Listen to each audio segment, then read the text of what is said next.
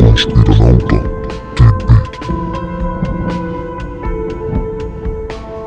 Más allá del grupo sanguíneo, si tratas de recordar tu tipo de sangre, si es que no estás habituado a tenerlo en mente, es muy probable que pensemos en mi grupo sanguíneo es A, B, AB, U, O. Y era positivo o negativo, pero el tipo de sangre es mucho más complejo que esto. Nuestras células rojas de la sangre se cubren constantemente en diferentes tipos de antígenos. Se conocen actualmente unos 600, heredados de nuestros padres, que pueden ser divididos en 35 grandes grupos sanguíneos, siendo el más relevante el grupo ABO y el grupo RH, y de los 61 antígenos en el grupo Rhesus, proteína integral de la membrana de los glóbulos rojos. El más esencial es el antígeno D. A la hora de una transfusión de sangre, nuestro cuerpo por lo general solo acepta sangre de células sanguíneas compatibles con los antígenos de estos dos grupos. Esto se debe a las personas con sangre tipos A, B y O. Producen anticuerpos que atacan a los antígenos A o B, reconociéndolos como no nativos de su cuerpo. La sangre más rara y valiosa del mundo. Es posible que hayas escuchado que el grupo sanguíneo AB es el más raro de encontrar. Si bien es cierto, si miramos las 8 combinaciones diferentes que podemos hacer con A, B, O y D positivo o D negativo, los porcentajes cambian un poco dependiendo de la etnia que estemos viendo. Pero de acuerdo con la Escuela de Medicina de Stanford, un 0,6% de la población general tiene el tipo AB. A pesar de compartir en gran medida muchas combinaciones comunes, hay personas que poseen algunas extremadamente raras.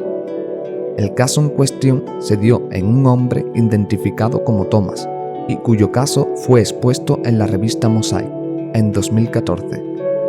Lo anunciaba como el hombre de la sangre de oro o sangre dorada. Su sangre es especial no por los antígenos que posee, sino por todo lo contrario. No posee ninguno. Se denomina RH nulo y se caracteriza por dar negativo en todos los antígenos de RH. Solo 40 personas en el mundo poseen la sangre más rara. Aquí hago una pausa para decirte que te dejo por aquí un vídeo muy completo sobre la sangre dorada RH nulo. Y recordarte que si no estás suscrito al canal, puedes hacerlo y activar la campanita para cuando suba un nuevo vídeo te lo notifique. Y ahora sigamos con el vídeo. ¿Por qué las venas se ven de color azul si la sangre es roja?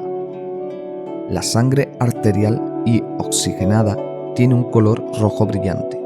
De otro lado, la sangre venosa y parcialmente desoxigenada se torna de un color rojo oscuro y un tanto opaco. Así las cosas, ¿por qué las venas son azules? Ciertamente a causa de un efecto óptico por la forma en que la luz penetra a través de la piel. Las venas se ven de un color azulado verdoso. Por ello, las venas solo parecen azules cuando están situadas aproximadamente a 0,5 milímetros por debajo de la epidermis. Sangre y personalidad. En 1927, un profesor de Tokio llamado Takeshi Furukawa publicó un documento en el que especulaba sobre la relación entre los distintos tipos de sangre y los rasgos de personalidad. A pesar de que esta teoría fue pronto descartada, el periodista Masahiko Nomi volvió a hacerse eco de ello en la década de 1970, obteniendo una gran cantidad de adeptos. En Japón caló tan hondo esta teoría que incluso en la actualidad muchos famosos y ciudadanos japoneses recurren al grupo sanguíneo para comprender mejor sus secretos más íntimos y averiguar si ese chico o chica especial es realmente compatible con ellos. Eso es compatibilidad por sangre y memoria. Un estudio llevado a cabo por el Departamento de Medicina de la Universidad de Vermont, la Universidad de Alabama y el Departamento de Psiquiatría de la Escuela de Medicina de la Universidad de Indiana, Estados Unidos, y que fue publicado en la revista Neurology, aseguró que las personas con el tipo de sangre AB eran 2 veces más propensas a tener problemas de memoria que aquellas con el grupo sanguíneo O.